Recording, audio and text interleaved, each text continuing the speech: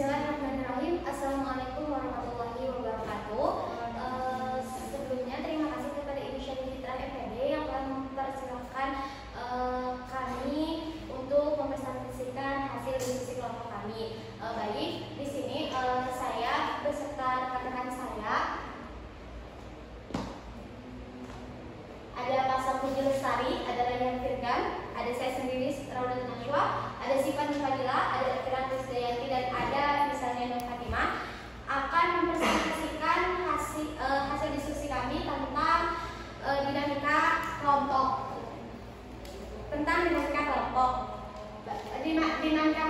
proses kelompok dan unsur-unsur kelompok. Selanjutnya akan disampaikan oleh rekan saya.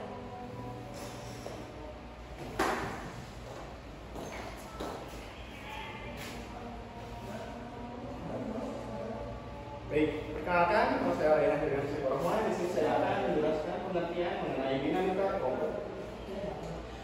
Menurut Sanoso, dinamika berasal dari bahasa Inggris, yaitu dari kata dynamic yang memiliki arti sebuah kekuatan.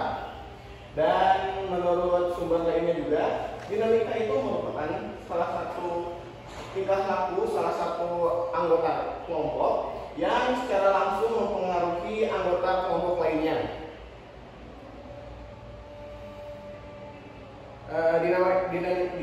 Dinamika ini merujuk kepada sebuah interaksi dan hubungan antara anggota satu dengan anggota lainnya, mempunyai kekuatan untuk menggerakkan, mendorong, serta menghidupkan kelompok tersebut. Lalu sedangkan kelompok menurut Sanoso merupakan suatu unit yang terdapat beberapa individu di dalamnya yang memiliki keinginan untuk berbuat berdasarkan kesatuannya dengan cara dan dasar dari satu kesatuan persepsi. Adapun menurut sumber lainnya, kelompok itu merupakan sekumpulan individu yang mempunyai tujuan yang sama yang akan dicapai secara bersama-sama juga. Jadi dapat disimpulkan bahwa kekuatan yang mendorong kehidupan suatu kelompok yang ditandai oleh semangat bekerja sama antara anggota satu dengan anggota yang lainnya untuk mencapai tujuan bersama disebut sebagai dinamika kelompok. Lalu ada tujuan dinamika kelompok. Tujuan kelompok merupakan sesuatu yang ingin dicapai oleh setiap kelompok. Tujuan perlu memberi arah pada kegiatan dan memberi kerangka bagi pengambilan keputusan yang rasional tentang langkah-langkah yang akan dilakukan oleh kelompok selanjutnya. Tujuan dari dinamika kelompok adalah untuk meningkatkan nilai-nilai kerjasama setiap anggotanya dengan meningkatkan proses interaksi antar sesama anggota kelompoknya, lalu mengembangkan kelompok ke arah yang lebih baik dan maju. Jadi artinya dinamika kelompok ini berupaya untuk menumbuhkan dan membangun kelompok yang mulanya merupakan sekumpulan individu yang tidak saling mengenal menjadi satu kesatuan kelompok dengan satu tujuan dan norma dan satu cara pencapaian yang telah disepakati bersama. Lalu untuk materi selanjutnya akan dilanjutkan oleh rekan saya. Baik, di sini kita lanjut ke manfaat dinamika kelompok. Nah, yang pertama adalah dukungan emosional.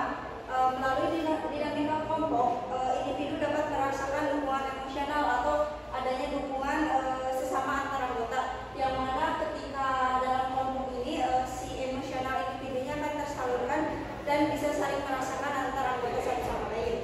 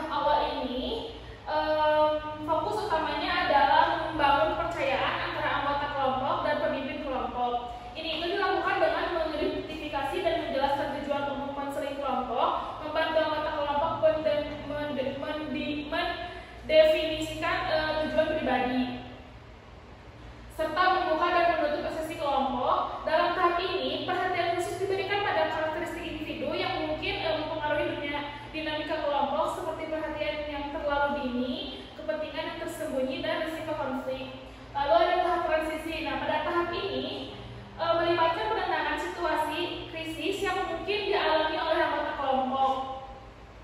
Pemimpin kelompok ini bertanggung jawab untuk membantu anggota keluar dari situasi krisis dan menjadikan konfrontasi sebagai upaya konstruktif dalam membangun proses kelompok. Ini itu melibatkan pengelolaan perilaku yang bermasalah secara rasional dan meminimalisir hambatan yang mungkin muncul seperti perilaku defensif dan resisten. Lalu ada tahap pelaksanaan.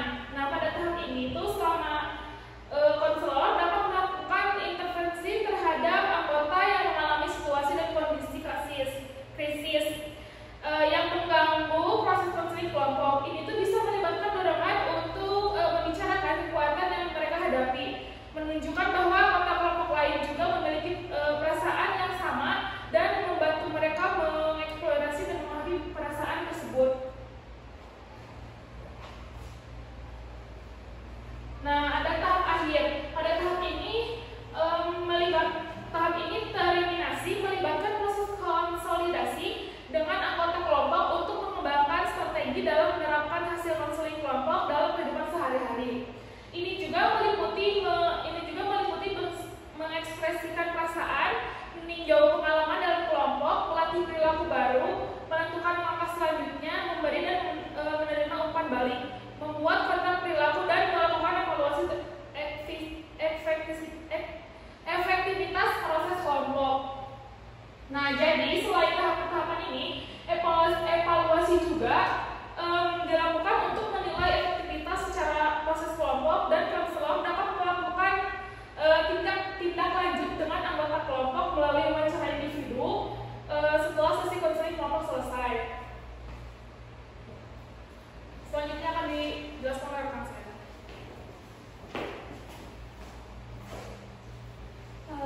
Selanjutnya ada unsur-unsur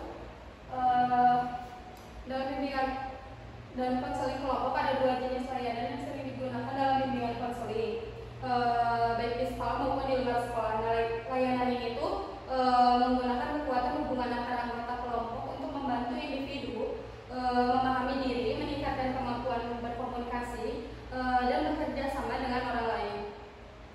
Nah, layanan bimbingan dan konseling kelompok ini dilakukan dalam kelompok dengan fokus pada elemen penting di dalamnya. Nah, bimbingan kelompok ini bertujuan mencegah munculnya masalah pada individu, sedangkan konseling kelompok bertujuan memperbaiki atau menyembuhkan masalah yang telah ada pada individu. Nah, untuk unsur-unsur yang terdapat dalam bimbingan dan konseling kelompok, yang pertama ada pemimpin kelompok. Nah, seorang pemimpin kelompok ini memiliki berperan dalam memberikan dorongan emosional, memperhatikan, memberikan pengertian, dan memiliki tugas eksekutif dalam kelompok. Nah, seorang pemimpin kelompok ini memiliki tanggung jawab utama dalam mengarahkan dan memfasilitasi proses kelompok. Keberhasilan dari layanan bimbingan dan konseling kelompok itu sangat tergantung pada keterampilan pemimpin dalam memimpin, mengarahkan, dan membina kelompok.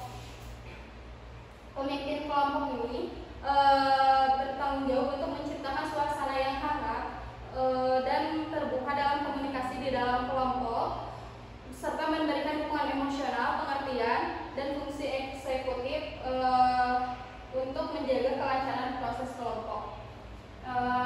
Yang kedua ada asisten kelompok. Asisten pemimpin itu adalah seorang profesional yang telah dilatih untuk memberikan layanan bimbingan dan konseling kelompok. Nah, asisten pemimpin kelompok ini merupakan kondisi yang fleksibel dan disesuaikan dengan kebutuhan kelompok. Nah, biasanya pemimpin kelompok dengan anggota kelompok yang banyak sering menggunakan asisten pemimpin untuk membantu memudahkan jalannya layanan bimbingan dan konseling kelompok. Nah, asisten pemimpin yang ketiga ada anggota kelompok.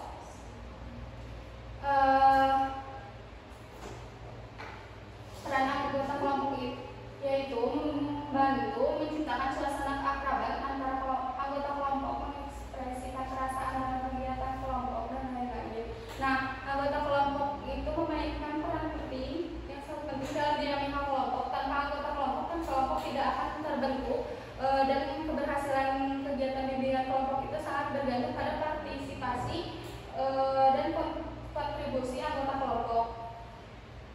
Nah, peran anggota kelompok itu meliputi menciptakan suasana keakraban, mengekspresikan perasaan,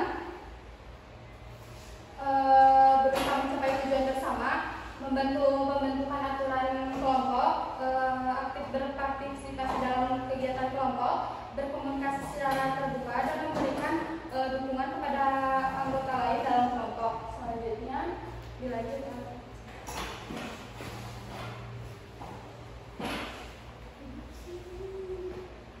Baik, selanjutnya di sini saya akan melanjutkan mengenai unsur-unsur yang sebelumnya sudah dibahas oleh rekan saya. Nah, yang keempat itu ada dinamika kelompok. Nah, dalam dinamika kelompok sendiri terdapat beberapa unsur yang perlu diperhatikan. Yang pertama itu ada tujuan kelompok atau goal of group. Nah, tujuan kelompok ini yaitu adalah hasil yang diharapkan oleh setiap anggota kelompok gitu. Kan kita itu setiap misalnya contohnya itu kayak kita mau kerja kelompok untuk membuat makalah, kan itu sudah ada tujuannya gitu. Tujuannya jelas untuk membuat makalah. Kalau tidak ada tujuannya, dinamika kelompok ini juga gak akan jalan gitu. Lalu tujuan kelompok ini bisa dicapai dengan beberapa hal.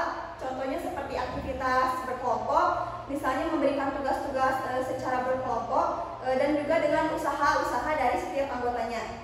Lalu tujuan kelompok ini juga harus jelas, di mana hal ini agar kedepannya itu dinamika kelompoknya itu akan berjalan dengan baik.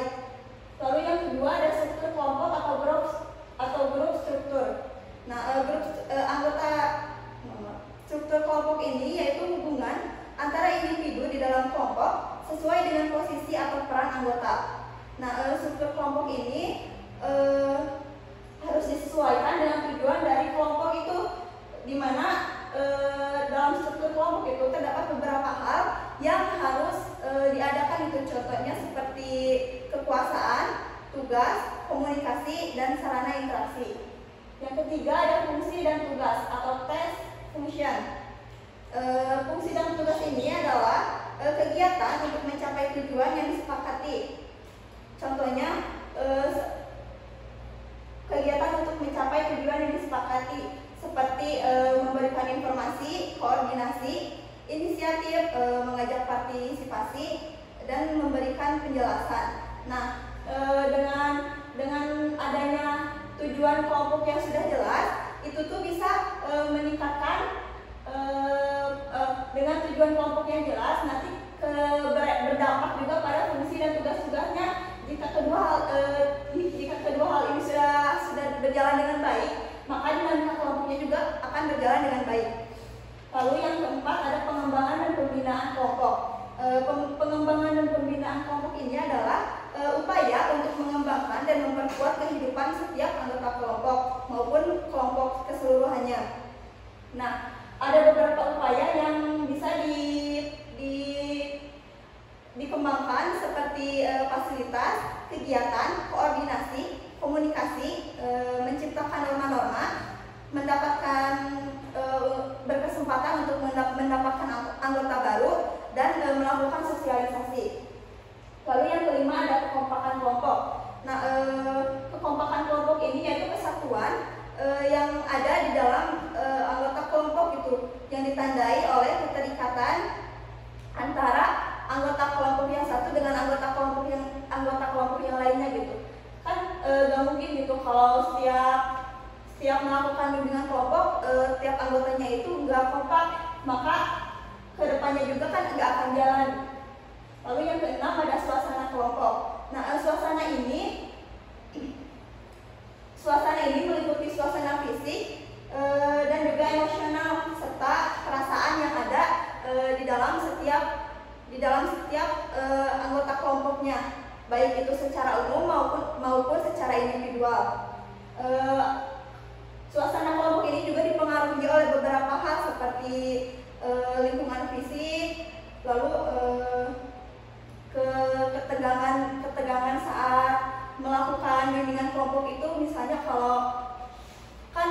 kalau suasana saat melakukan bimbingan kelompok itu tegang gitu, kan gak enak gitu sama anggota-anggota kelompok yang ada di sananya.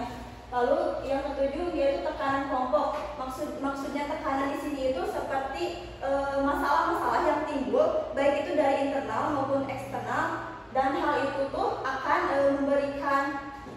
memberikan efek itu pada setiap anggotanya, di mana itu tuh akan membuat mereka itu lebih tahan banting gitu. Yang kedelapan ada efektivitas kelompok. Efektivitas kelompok ini yaitu keberhasilan kelompok dalam melaksanakan tugasnya dengan baik. Jadi efektivitas kelompok ini itu dari ketujuh yang sudah saya jelaskan tadi itu sudah berjalan dengan baik, maka itu tuh sudah efektif gitu. Lalu yang kesembilan maksud tersembunyi atau hidden agenda. Nah, maksud tersembunyi itu kan setiap kita melakukan bimbingan kelompok, setiap anggotanya itu kan berbeda-beda gitu ya, enggak misalnya si A dengan si B itu sama, enggak kan? Jadi masalah yang mereka hadapi itu berbeda. Nah, di mana mereka itu seperti tidak bisa menyampaikan apa yang mereka rasakan. Nah, jika hal itu terjadi, maka proses dan dinamika kelompoknya itu juga gak akan jalan. Lalu selanjutnya dalam unsur-unsur yang kelima itu ada iklim kelompok. Nah, seorang konselor harus menciptakan iklim kelompok yang menyenangkan sebelum konseling datang. Nah, hal ini itu melibatkan iklim kelompok itu melibatkan latar belakang, kebiasaan, dan kesenangan yang berbeda-beda. Contohnya itu latar belakang dari setiap anggota kelompoknya itu berbeda-beda. Nah, si konselor itu harus bisa menciptakan iklim itu agar semuanya itu menyatu gitu. Jadi enggak mendiskriminasi satu orang. Lalu yang selanjutnya ada lingkungan fisik. Konselor harus kreatif dalam menyesuaikan suhu ruangan sesuai dengan kebutuhan anggota kelompok. Nah, lingkungan fisik ini itu kan ada beberapa, contohnya seperti tadi ruangannya harus nyaman, harus bisa yang nyaman, kondisi kursi buat yang atau apapun itu yang buat bimbingannya berjalan lancar. Terus bisa juga agar ruangannya itu kalau bisa lebih baik ruangan yang tidak dari suara-suara luar itu tidak masuk ke dalam gitu. Karena kalau misalnya bimbingan kelompok dilakukan dalam suatu ruangan yang kalau misalnya suara luarnya itu kedengaran ke dalam itu kan bisa mengganggu proses bimbingannya gitu. Jadi gak akan berjalan dengan baik. Lalu selanjutnya ada emosi. Nah, ada beberapa bentuk emosi yang perlu diperhatikan, seperti suasana emosional secara umum, yaitu baik dari anggota kelompok, konselor, setiap keseluruhannya. Lalu ada suasana emosional konselornya, itu harus diperhatikan gitu, karena kan kalau kita ngelakuin bimbingan terus si konselornya bad mood gitu kan nggak baik gitu ya. Si proses bimbingannya itu kan nggak akan bisa berjalan dengan baik gitu, malah takutnya kayak jutek gitu si konselornya. Lalu yang terakhir ada suasana emosional anggota kelompok. Nah, konselor juga harus memperhatikan suasana anggota setiap anggota kelompoknya, apakah misalnya mereka itu lagi perasaannya lagi bahagia atau lagi sedih. Materi selanjutnya akan disampaikan oleh rekan.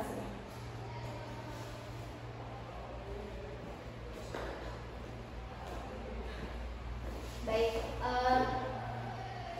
di sini ada implikasi. Nah, implikasi pada dinamika kelompok dalam bimbingan dan konseling ini memiliki dampak yang sangat signifikan. Dampak ini itu sangat signifikan terhadap proses konseling dan perkembangan individu. Nah, yang pertama itu ada dukungan emosional, pembelajaran. Yang kedua, pembelajaran dari pengalaman orang lain. Yang ketiga, ada pemantauan dan evaluasi. Yang keempat, ada pengembangan keterampilan sosial. Dan yang kelima, ada pemecahan masalah bersama. Yang pertama ada dukungan emosional, di mana kelompok ini dapat memberikan dukungan emosional yang kuat kepada setiap anggota kelompok itu.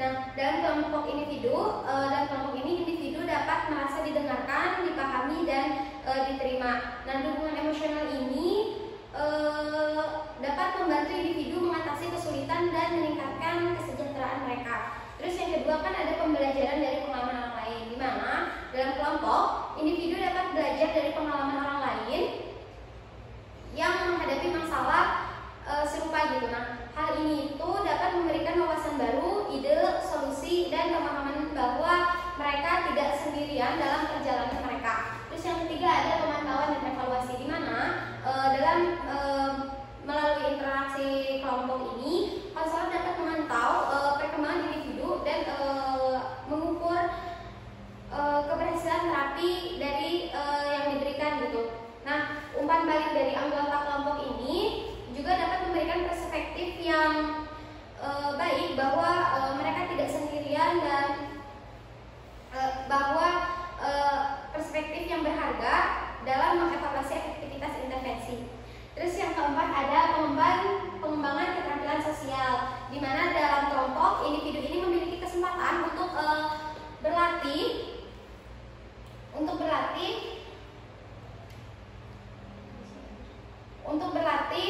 dalam mengembangkan keterampilan sosial seperti berkomunikasi, mendengarkan, dan memecahkan konflik. Terus yang terakhir ada pemecahan masalah bersama, di mana kelompok dapat menjadi tempat yang aman untuk berbagi masalah dan mencari solusi bersama gitu. Dengan melalui diskusi kelompok juga dan kolaborasi, individu ini bisa memperoleh perspektif baru dalam mendapatkan dukungan dalam mengatasi tantangan yang mereka hadapi. Nah, dengan memahami implikasi yang ada pada dinamika kelompok dalam bimbingan dan konseling ini, konselor dapat memanfaatkan kekuatan kelompok untuk mendukung perkembangan individu dalam mencapai tujuan konseling. Baik, mungkin cukup sekian presentasi